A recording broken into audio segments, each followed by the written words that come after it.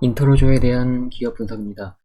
인트로조 같은 경우에는 그 콘택트 렌즈를 판매하는 회사인데, 지금 오늘 날짜 기준으로는 시총이 3,615억이고, 작년에 그 영업이익은 282억을 했었던 회사입니다.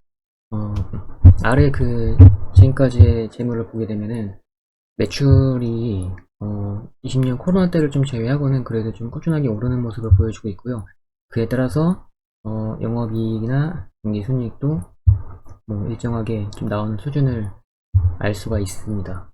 오른쪽에 보는 거는 이제 분기별 매출인데, 분기별 작년 1분기부터 봤을 때도 굉장히 좋은 모습을 보이고 있습니다.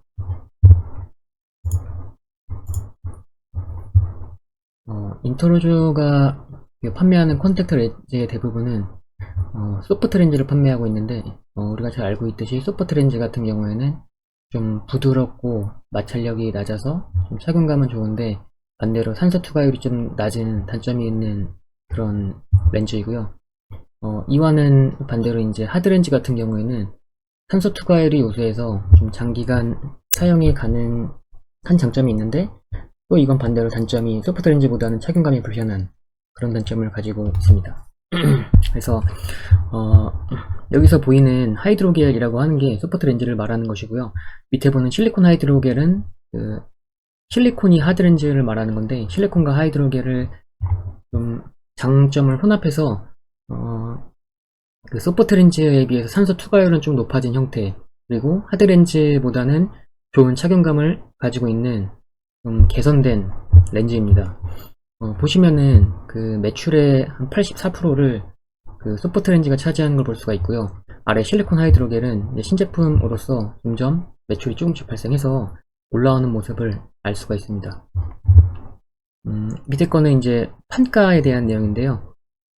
여기 그 FRP 같은 경우에는 그 이제 착용 주기가 한 달 및 장기를 말하는 거고, 원데이 디스포서블은 그 하루 이제 원데이 렌즈를 말하는 건데, FRP나 컨벤셔널 렌즈 영어로 되어 있네요. 이거는 그 판가가 좀 유지되는 모습, 그리고 뷰티 렌즈는 그 올해 1분기에 판가가 좀 오른 모습으로 보입니다. 이건 신제품 출시로 인해서 판가가 올라간 효과 때문에 올라간 것으로 보이고요.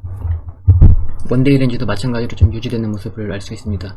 오른쪽에 보는 것은 원재료인데, HEMA가 있고 GMMA가 있는데, 그 1분기 보고서에 보면은 이상하게 그 22년도 1분기에 대한 내용은 빠져있고 작년에 대한 원재료 내용이 들어있어서 제가 물어보긴 했는데, 요거는 뭐 일부러 빠졌다 그런 건 아니고, 뭔가 양식상의 실수라던가 아니면은 뭐 뭔가 좀 휴먼 에러가 있어가지고 좀 빠진 걸로 보입니다. 그래서 이제는 추가될 수 있을 것 같긴 한데, 어쨌든 원재료 내역을 보면은 작년에가 그 HEMA가 좀 약간 줄어들었는데, 올해 1분기 원재료 가격을 물어봤는데 좀 이거랑 비슷한 수준이라고 하더라고요. 작년에 그 원재료 가격이 재작년보다 줄어들었던 이유는 좀 판매처를 다변한 게 좀 영향을 끼친 것 같아서 원재료 가격이 좀 빠진 것 같습니다. 그리고 전 세계 그 마켓 쉐어를 보면은 그 전 세계에서는 이제 글로벌 브랜드인 존슨앤존슨과 알콘, 쿠퍼비전, 바시놈 이렇게 해가지고 거의 큰 비중을 좀 점유하고 있는 모습을 보이고요. 이 네 개 그 대형 브랜드가 한 70%의 시장 점유율을 보이고, 그리고 나머지가 이 외 다른 렌즈 제조 업체들이 그 점유를 하고 있는 것 같은데, 지역별로 특징을 보게 되면은 아시아나 중동 같은 경우에는 컬러 비중이 40에서 60%로 좀 높은 비중을 차지하고 있고요. 미주나 유럽 같은 경우에는 클리어 비중이 90% 이상인데, 요거는 그냥 이제 그 색이 안 들어있는 좀 클리어하고 좀 시력 교정 기능 이런 것만 있는 게 그 90% 이상을 차지합니다. 그리고 제품의 특징별로 보면은 미국이나 유럽 같은 경우에는 실리콘 비중이 매우 높고요. 일본이나 중국, 그리고 이쪽은 실리콘 비중이 점차 좀 상승하고 있는 중입니다. 회사가 그 올해에 그 매출 목표는 1460억으로 잡고 있고 영업이익은 400억으로 잡고 있는데 이거는 이제 작년 대비해서 매출은 25% 상승된 거고 영업이익은 작년 대비 86% 상승된 목표를 잡고 있습니다. 회사에서는 그 이제 매출 레버리지 효과가 발생하고 그리고 자동화 증가하고 수율 향상으로 마진 향상 이런 것들을 좀 기대하고 있는 것 같습니다. 인트로즈의 매출을 보면은 1분기 매출 전체 280억 중에 80억이 국내 매출이고 200억이 해외 매출인데 거의 수출 비중이 한 70% 정도 되는 걸 알 수 있습니다. 그렇기 때문에 그 환율의 영향도 봤는데 그 원달러 환율이 지금 1300원이 됐네요. 1300원씩이나 많이 올라가지고 이제 해외 수출에 대한 그 환율의 영향이 있을 수 있는데 반대로 또 엔화 환율이 많이 떨어졌습니다. 950원까지 엔화 환율이 떨어진 상태인데 그 제품 판매 중에 그 일본 쪽 익스포저도 꽤 크기 때문에 이런 효과는 좀 상쇄될 수가 있는데 그런데도 불구하고 환율 효과는 좀 더 볼 수 있다고 생각을 하고 있습니다. 인트로즈 같은 경우에는 경기 평택시에서 수출 실적을 체크할 수가 있는데요. 특이하게 인트로즈는 분기 말에 그 실적이 크게 잡히는 걸 볼 수가 있습니다. 1, 2, 3월달에 많이 잡히고요. 작년도 1, 2, 3월에 잡히고 6월달에 많이 잡히고 9월달에 많이 잡히고 요거는 뭔가 특별한 이유가 있다기보다는 그냥 그 월 말에 뭐 실적도 그렇고 뭐 여러가지가 뭐 하면서 월말에 좀 수출을 많이 좀 하는 것 같아요. 특별한 이유가 있는 것 같지는 않습니다.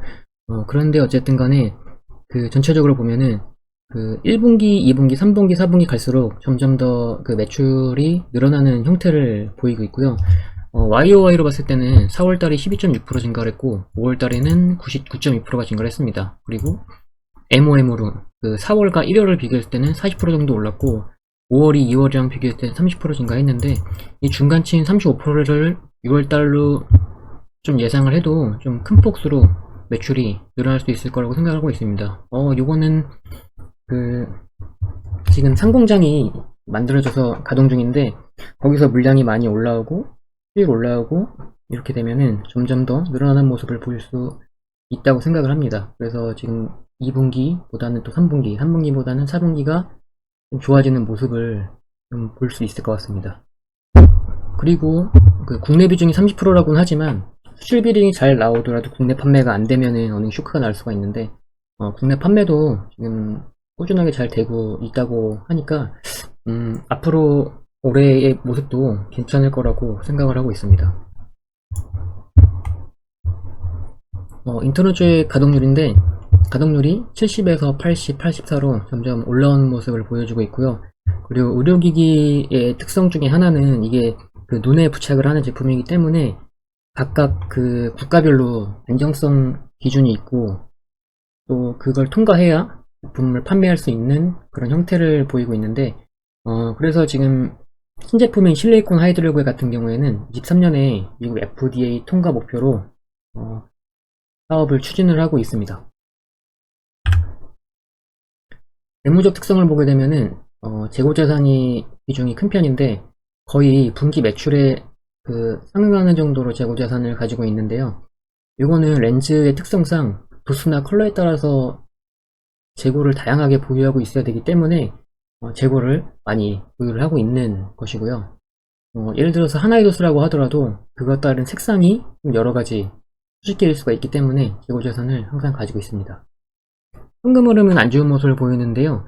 특히 현금 흐름이 안 좋은 이유가 그 영업 활동으로 인한 자산 부채 변동이 많아서 그런데 이게 거의 지금 1분기만 해도 마이너스 83억, 작년 1분기 마이너스 51억 이렇기 때문에 현금 흐름이 좀 안 좋은 모습을 보입니다. 그거의 원인은 매출 채권은 이렇게 500억이나 되는 데 비해 매입 채무는 14억 밖에 안 되는 이런 게 쭉 이어지기 때문에 그런데 매출 채권은 계속 많이 유지되고 늘어나는데 비해서 매입 채무는 줄어들고 차지하는 비중이 엄청나게 적고 그렇기 때문에 현금 흐름이 안 좋습니다.